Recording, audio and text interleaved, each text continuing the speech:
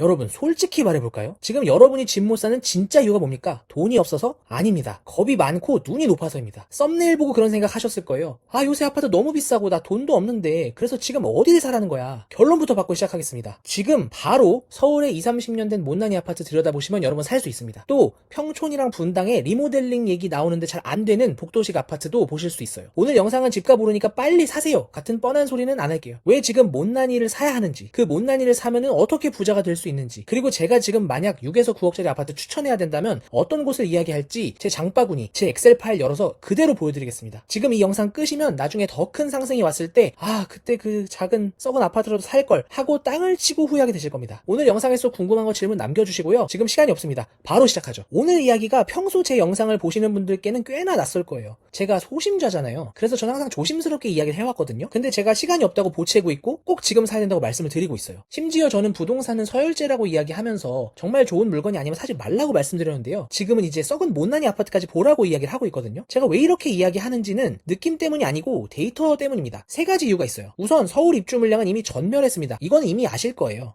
들어가 보시면 26년, 27년 뿐만 아니라 이후에 거의 공급되는 물건이 없습니다. 46,000호 정도 공급돼야 정상이라고 하는데 뭐 10,000호도 안 될 것 같죠. 한마디로 단군일의 최저치, 말 그대로 영에 수렴하고 있습니다. 수요는 그대로인데 공급이 안 되는 상황. 그러니까 물건이 없으니까 가격은 안 떨어지겠죠. 여기까지는 아실 거예요. 근데 엊그제 212 대책이 발표되면서 결정타를 맞았습니다. 이거는 사실상 뭐냐면 다주택자가 빨리 물건을 팔지 않으면 세금을 왕창 매기겠다는 건데, 이거 자체가 얼마 남지도 않은 서울 경기의 다주택자를 말살하는 내용이고요. 사실 새로운 공급이 없기 때문에 기존의 다주택자 혹은 비거주 1주택자가 전월세 매물을 다 공급하고 있었는데요. 이들이 이런 문제 때문에 더 이상 전월세 공급할 수 없게 되면 전월세 가격은 오르게 되어 있고요. 최근 아파트 값이 많이 올랐기 때문에 전세가율이 막 30%대, 40%대 있잖아요. 보통 이러면은 버블이라고 봐요. 매매가만 혼자 휙 올라가 버리고 실질 가치인 전세가 많이 오르지 않았으니까요. 근데 이렇게 전월세 매물이 줄어든다? 그래서 그게 오른다? 이러면은 지금 높다고 하는 매매가가 정당화될 수밖에 없는 상황이 옵니다. 그리고 뭐 매매가가 그게 지지되지 않는다고 해도요, 현실적인 문제가 생겨요. 전월세 가격이 폭등해 버리면 사람들이 살 곳이 없고 기존에 살던 곳에서 밀려날 수밖에 없거든요. 그리고 밀려나서도 내가 부담해야 하는 비용이 커지기 때문에 이걸 해결하고 싶어져요. 그렇기 때문에 상대적으로 주목받지 못하던 못난이 매물에도 매매 수요가 발생할 수밖에 없기 때문에 제가 지금 못난이 매물을 보자고 계속 말씀드리고 있는 겁니다. 그리고 다른 관점도 있습니다. 이건 제가 최근에 올린 영상의 내용이긴 한데요. 아직 많은 분들이 못 보신 것 같아서 중복되지만 짧게 말씀을 드릴게요. 아시다시피 집값은 건물값과 땅값으로 이루어지고요. 땅값이라는 건 항상 공급이 더 될 수 없기 때문에, 물론 뭐 외곽 지역에야 빈 땅들이 있겠지만 서울은 안 되잖아요. 그러니까 땅값은 우상향하는 거고, 건물값은 오래되면은 감가상각이 되니까 떨어지겠죠. 원래도 이런 건데요. 이제 막 기술이 발전하고 막 로봇이 막 짓고 이러면은 인건비도 줄어들고 하니까 결국에 건물 짓는 비용이 계속 줄어들 거잖아요. 그래서 이 두 가지 조합이 매칭되면 건물은 시간이 지나면 감가상각으로 빵원이 되는 소모품이 될 거거든요. 그러면은 아파트를 보는 관점에 있어서 내가 이 아파트를 샀을 때 땅을 얼마나 많이 가질 수 있냐, 대지 지분이 충분하냐, 그것만으로도 서울 안에 있거나 경기 핵심지에 있는 아파트라면 가치를 가질 수 있게 될 거라는 생각이 들었어요. 그래서 이렇게 제가 말씀을 드리게 된 겁니다. 제가 이렇게까지 열변을 토해도 많은 분들이 불안하실 거예요. 집값 떨어질까봐요. 그래서 제가 꼭 참고하실 만한 체크리스트를 준비했어요. 이 기준으로 아파트를 고르시면 큰 곤란함은 겪지 않으실 거예요. 이렇게 말씀을 드려도 야 소심자, 그러다가 집값 떨어지면 어떡할 건데? 네가 책임질 거야? 이렇게 물어보실 텐데요.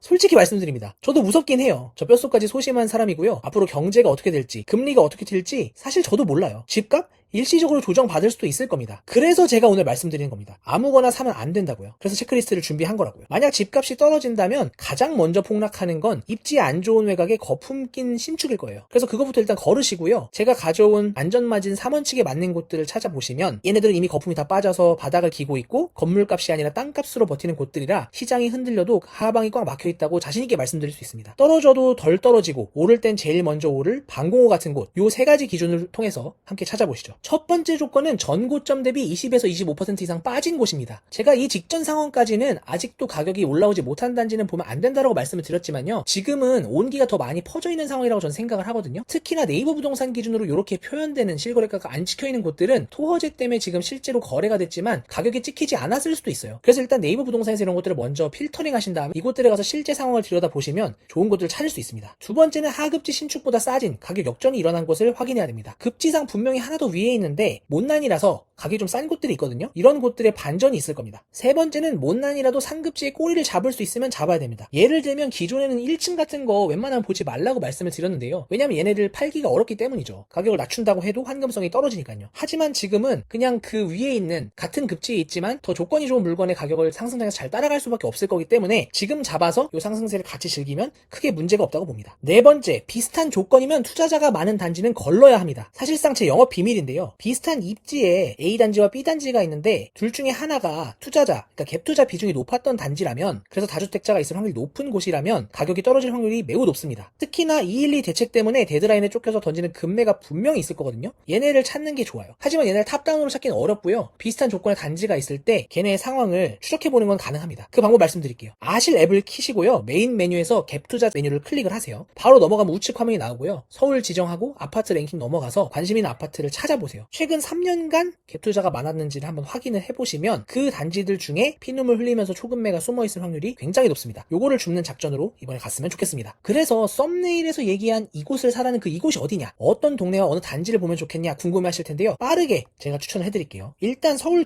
동부권에서는요, 뭐 낡은 거 따지지 말고 뭐 이 동네에 대한 나쁜 소문 따지지 말고요, 철저하게 서울에 땅을 산다는 관점으로 접근해보시면 좋겠습니다. 당연히 생각나실 곳은 창동 주공과 상계 주공이 될 텐데요. 여기를 왜 사냐, 여기 가능성이 없다고 하는데 왜 사냐 라고 하실 수도 있겠지만 여기만한 대지지분 깡패 단지들이 없어요. 사실 서울에서 재건축을 한다고 하면은요, 보통 대지지분 12평 이상이 되는 게 조건으로 나오거든요. 근데 서울 전역을 뒤져보셔도 12평이 넘는 곳들이 그렇게 많지가 않아요. 하지만 그런 게 몰려있는 지역이 딱 하나 있는데요. 그게 오늘 말씀드리고 있는 노원과 도봉입니다. 여기에 있는 단지들 지금 가격들이 많이 눌려있기는 해요. 근데 네이버 부동산으로만 판단하시면 안 되는 게 생각보다 매물이 없고 지금 실거래가 찍혀있지 않은 매물들의 거래가 활발하게 이루어지고 있습니다. 그래서 예산 자체가 굉장히 적으신 분들은 지금 타이밍에서는 이곳들을 보는 게 충분히 유의미하다고 생각합니다. 이 부분들 체크하셔서 한번 꼭 이 지역 부동산까지 가보시면 좋겠습니다. 두 번째, 마용성길 논란의 기름 뉴타운 쪽 주변, 요 근처를 가면은 좋은데 여기도 생각보다 비싸다고 느끼시는 분들이 많아요. 그럴 경우에는 월곡이나 도남을 보시면 좋습니다. 특히나 도남의 경우에는 제가 도남 삼성이라는 단지를 찍어서 많이 추천드린 거 기억을 하실 거예요. 요 단지 아직도 살려면 살 수 있거든요. 여기 계속 보시면 좋겠고, 제가 강력 추천은 못하지만 어쩔 수 없이 예산이 부족하던 분들을 위해 추천드리던 월곡이 있습니다. 월곡 쪽을 한번 보시면 여기 저렴하면서도 꽤나 괜찮은 컨디션의 아파트가 두 개의 단지나 있거든요. 뭐 나홀로가 아니냐라고 하시는 분도 가끔 있는데 각각이 1000세대가 넘는 단지들이기 때문에 여기도 좋은 선택지로 저는 볼 수 있다고 생각합니다. 애매한 구리 남양주의 단지를 보느니 저는 여기를 보는 게 지금 조금 더 유리한 상황이라고 판단이 들거든요. 볼 것 없이 서울을 택하시면 되고 서울 등기는 배신하지 않습니다. 그 다음 대통령님 덕에 가격이 많이 오른 분당이 있잖아요. 이 분당 때문에 경기 남부에 대한 관심이 많거든요. 근데 저는 동탄이나 광교 신축보다 분당 구석에 있는 못난이 아파트나 수지 풍덕천 쪽을 지금 보셔도 괜찮다고 생각합니다. 일단 절대적인 가격이 생각보다 낮고요. 물론 컨디션은 굉장히 안 좋습니다. 하지만 그럼에도 불구하고 예산이 맞다고 하면 이 지역들 선택을 하시면 좋을 것 같아요. 비상식적인 가격 격차가 보이는 상황이라고 생각이 들거든요. 그래서 분당에 있는 조금 외진 지역에 있는 뭐 구미동 같은 곳을 보신다든지 아니면 장미마을 같은 곳에 좀 작은 평형의 단지라도 저는 지금 선택을 하시는 게 맞다고 생각을 하고요. 용인 수지의 풍덕천 쪽도 충분히 보실 수 있는 상황이라고 생각을 하고 있습니다. 그리고 인서울 가성비 중에 생각보다 말씀을 안 하시는 부분이 광명, 부천, 신축보다는 구로 주변을 택하면 상당히 좋거든요. 구로 주공 얘기는 제가 공개적으로 했던 바가 있고요. 뿐만 아니라 주변에 있는 곳들 살펴보시면 좋습니다. 여기는 뭐 이곳들이 막 대단히 뭐 훌륭하다 이런 관점으로 보기보다는요, 사실상 요 단지들의 대지지분이 적지가 않아서 결국에는 어떻게 보면 상황만 따라준다면 얘네가 영원히 구축 아파트가 아니라 신축이 될 수 있는 기회가 분명히 있다고 생각을 하기 때문에 여기도 옵션으로 판단해 보시면 좋겠습니다. 지난주 영상에서 제가 이번 주 영상 주제를 예고했었죠. 집 사지 말라는 사람들은 절대 말하지 않는 자본주의의 불편한 진실. 그게 뭐냐면 결국 모든 자산은 희소성에 따라 움직이는 거고요. 그렇기 때문에 부동산을 볼 때는 희소성의 결정체인 땅을 보고 땅을 기준으로 생각을 해야 된다는 겁니다. 이걸 생각하지 않는 사람들은 오늘 영상 보고 아마 댓글로 욕하실 거예요. 거기 뭐 주차 지옥이다, 녹물 나온다, 학군이 별로다. 맞습니다. 그러니까 지금 거기가 싼 거예요. 그리고 땅을 기준으로 해도 거기 급지가 낮아서 안 된다 이런 이야기를 하실 수 있는데, 그렇기 때문에 급지가 좋은 데는 비싸고 그렇지 않은 곳은 싼 겁니다. 하지만 미래에도 여기가 가치가 있을 거냐 없을 거냐라고 하면 충분히 달라질 수 있어요. 예를 들면 뭐 로봇의 시대가 돼서 더 이상 일을 하지 않아. 그럼 직주 근접의 의미가 없어질 수도 있고, 그렇다 보면 어느 정도의 변동이 생길 수는 있거든요. 물론 그렇다고 해서 지금 낮은 급지의 땅이 아주 높은 곳을 완벽하게 역전한다 이런 이야기를 하는 건 아니에요. 하지만 어쨌거나 서울 안에 있다면, 경기도 핵심지 안에 있다면 분명히 가능성은 있는 거거든요. 그리고 그 생각도 해보세요. 지금 내 집 마련 하는 것 자체가 이미 상위 10%의 선택을 하고 있는 건 아니거든요. 그렇다면 욕심을 조금 더 내려놓고 비싸진 전월세 가격을 해지하는 관점에서 접근을 한다라든지 어쨌거나 대지지분을 갖고 있는 것 자체에 의미를 둔다면 저는 지금이라도 이런 것들을 매수하는 건 충분히 의미가 있다고 생각을 합니다. 제가 말하는 게 이 단지들을 택한다고 잘한다고 자산이 뭐 엄청나게 불어나고 뭐 엄청 잘 될 거야 이런 이야기를 하는 건 아니에요. 다만 뒤처지지 않는 방법, 그리고 내가 내 몸 누리고 찾아서 마음 편하게 사는 방법에 대해 이야기를 하는 거고요. 이거 자체는 너무 당연하게 우리가 누릴 수 있는 것이어야 하는데 지금 돌아가는 시장 상황상 그게 불가능해지고 있기 때문에 이런 이야기를 드리는 거예요. 그런 관점으로 본다면 지금 시간이 없습니다. 기회는 준비된 자한테만 온다고 하는데요. 사실 우리는 준비가 안 됐던 거예요.